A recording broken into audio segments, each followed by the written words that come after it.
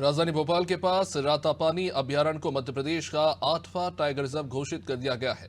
Ratapani tiger reserve की घोषणा से भोपाल को टाइगर कैपिटल के रूप में जाना जाएगा। टाइगर रिजर्व के विकास से न केवल पर्यावरण संरक्षण को बढ़ावा मिलेगा, बल्कि क्षेत्रीय पर्यटन को भी मजबूती मिलेगी। रातापानी के जंगलों में 18 से अधिक बाघों का मूवमेंट बना रहता है। भोपाल से नजदीक होने के कारण ये रेल और हवाई मार्गों से भी जुड़ा हुआ है। रिजर्व का कुल क्षेत्रफल आपको बता दें, ये कुछ 1271.456 वर्ग किलोमीटर है। रिजर्व के विकास से भोपाल को देश के प्रमुख पर्यटन स्थलों में एक विशेष स्थान मिलेगा। ये विकसित भी होगा। पर्यावरण और पर्यटन के बीच एक संतुलन बनाते हुए इस क्षेत्र का डेवलपमेंट भी किया जाएगा। मध्य प्रदेश को पहले से ही टाइगर स्टेट कहा जाता है। ये नया टाइगर रिजर्व इस पहचान को और मजबूत करेगा।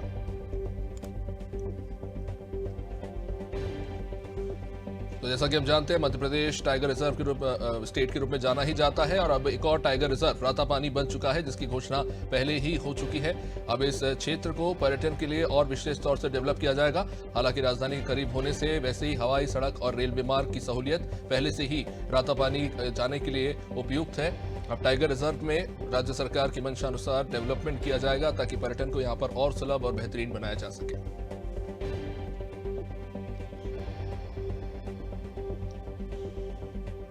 झीलों की नगरी राजधानी भोपाल से करीब ये राष्ट्रीय अंतर्राष्ट्रीय पर्यटन का केंद्र बनने जा रहा है। यहाँ पर न सिर्फ टाइगर रिजर्व बनने से इस एरिया में पशु पक्षियों को और विशेष संरक्षण मिलेगा, बल्कि अब ये पर्यटन का भी केंद्र बनेगा। राष्ट्रीय और अंतर्राष्ट्रीय पर्यटन का भी ये केंद्र बनेगा। रातापानी के घने जंगल, खूबसूरत वादियां, झील, पहाड़ जो आकर्षित करते हैं लोगों को, यहाँ पर अब और विशेष तौर पर डेवलपमेंट देखने को मिलेगा। टाइगर्स जंगल में विचरण करते पाए जाते हैं। बफर जोन में भी विशेष इंतजाम किए जाएंगे। आपको बता दें, यहाँ पर भी बड़ी संख्या में जो लोग निवास करते हैं, उनको लेकर भी विशेष व्यवस्था की जाएगी। ये घना जंगल का क्षेत्र है और ये रिजर्व का कुल क्षेत्रफल 1271.456 वर्ग किलोमीटर है। और अब रिजर्व के आसपास पर्यटकों के लिए और भी सुविधाएं जो हैं बढ़ाई जाएंगी और जो वन्य जीव के गलियारे हैं उनको भी और बेहतर किया जाएगा ताकि पर्यटन को यहाँ बढ़ावा मिल सके। और भी काफ़ी सारी एक्टिविटीज़ आने वाले समय में हमें यहाँ देखने को मिलेंगी। डेवलपमेंट को लेकर राज्य सरकार अपनी योजना पर काम कर रहे हैं। साथ ही साथ इससे स्थानीय लोगों को भी रोजगार मिलेगा।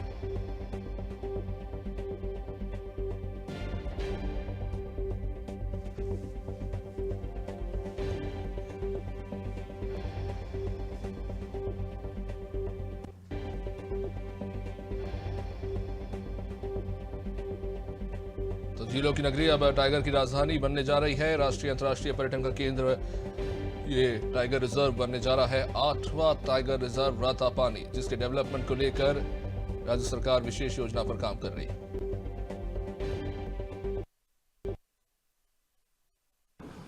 मुझे इस बात की प्रसन्नता है कि मध्य प्रदेश में एक नया टाइगर रिजर्व पार्क मिला है। रातापानी लगभग 16-17 साल से एक प्रकरण उलझा हुआ था। हमारी सरकार ने इसका निराकरण किया। मुझे इस बात का संतोष है। इसी रातापानी अभयारण्य के साथ ही ये देश का ऐसा अभयारण्य हुआ है जो देश की किसी भी राजधानी के सबसे नज़दीक है। अर्थात ये मान के चलें कि हमारी राजधानी अभयारण्य का हिस्सा हुई है। इस गौरव के लिए मैं प्रदेशवासियों को भी बधाई देना चाहूँगा। साथ ही साथ जो स्थानीय ग्रामीण वासी हैं, जिनको 3 जिले मोटे तौर पर इस अभयारण्य के दायरे में आएंगे, जिसमें सीहोर, रायसेन और भोपाल।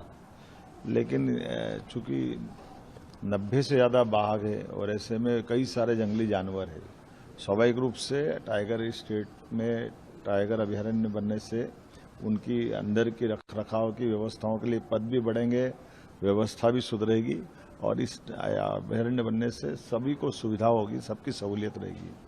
मैं यशस्वी प्रधानमंत्री को धन्यवाद देना चाहूँगा जिन्होंने हमारे प्रस्ताव को, ये 8वां हमारा टाइगर अभयारण्य बना है और इसके बाद तुरंत बाद एक और बनने वाला है। एक तरह से ये देश के अंदर सबसे ज़्यादा टाइगर हमारे यहाँ है, तो टाइगर पार्क भी हमारे यहाँ है। और इस आधार पे मान के चलता हूँ कि इन अभयारण्यों के माध्यम से हमारी वन्य जीवन की जो इकोसिस्टम है उसको रखने में भी बेहतरी रहेगी और मध्य प्रदेश की साख बढ़ेगी। कई प्रकार के और भी हमारे राज्य में संभावना है, जिसमें खास करके वन्य संपदा को लेकर के हम चिंता कर रहे हैं। उम्मीद कर रहे हैं कि सरकार के 1 साल से भी कम समय में ये उपलब्धियों से हमारे लिए भी संतोष है, जनता को भी प्रसन्नता होगी।